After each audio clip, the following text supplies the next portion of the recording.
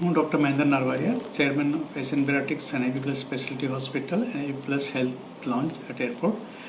આજે આપણે વાત કરીએ છીએ પ્રિવેન્ટિવ હેલ્થ માટે, જેમાં અમારી પાસે જે મશીન છે ફૂડ પ્રેશર એનાલિસિસ. હવે ફૂડ પ્રેશર શેના માટે જરૂરી છે એ વાત કરીએ તો જરૂરી એ છે કે આપણે જ્યારે બી જન્મ લઈએ છીએ તો આપણા બધાનો ફૂડ એકદમ નોર્મલ હોય છે. જેમ જેમ આપણે ગ્રો કરીએ અને ઊભા થઈએ છીએ તો આપણા બોડીનું વેટ આખું ફૂડ પર જે ટ્રાન્સમિટ થાય છે અને એ કયા એંગલથી કયા ડાયરેક્શનમાં ટ્રાન્સમિટ થાય છે એ બહુ ઇમ્પોર્ટન્ટ છે. વિથ ટાઈમ, વિથ એજ અને આપણા ફૂટવેરના લીધે હંમેશા પ્રેશરના પોઈન્ટ્સ બધા ચેન્જ થતા હોય છે અને એ પ્રેશરના પોઈન્ટના લીધે ગમે ત્યારે પ્રેશર છે અને અનઇવન જો ટ્રાન્સમિટ થાય તો એનો ઇમ્પેક્ટ આપણા જોઈન્ટ પર આવે. એમાં ની જોઈન્ટ આવે, હિપ જોઈન્ટ આવે કે સ્પાઇન આવે.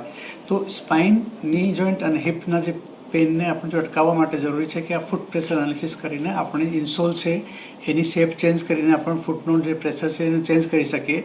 તો ભવિષ્યમાં આપણે જોઈન્ટ પેન, ઓસ્ટિયોઆર્થરાઇટિસ કે સ્પાઇનલ પ્રોબ્લેમ કે હિપ પ્રોબ્લેમને બચાવી શકીએ છીએ. તો એના માટેની મશીન છે જેનાથી અમે લોકો ફૂટ પ્રેશર એનાલિસિસ કરીએ છીએ. પછી એ લોકોના ફોટા લઈએ છીએ ફૂટના અને પછી એ બધાને મિક્સ કરીને વી પ્રિપેર એ ડિઝાઇન કે જેનાથી ઇન્સોલ ચેન્જ કરી દઈએ તો જેનાથી ભવિષ્યમાં આ બધા પેન કે આ બધાથી આપણે અટકાવી શકીએ છીએ.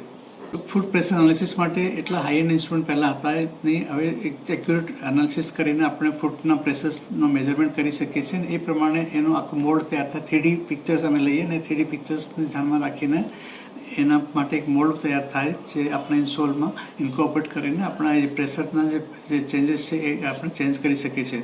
સો જે વેટ આપણું ટ્રાન્સમિટ થાય, આખી બોડીનો વેટ આપણા ફૂટ પર જ આવે છે અને એ વેટને જો આપણે પ્રોપર ડિસ્ટ્રીબ્યુટ કરી દઈએ તો આપણે ભવિષ્યમાં જોઈન્ટ પેન કે હિપ પેન કે સ્પાઇનલ પેનને અટકાવી શકીએ છીએ. બેકએક કે બધી બીમારીઓ છે એ મેનલી આ કારણના લીધે થતી હોય છે.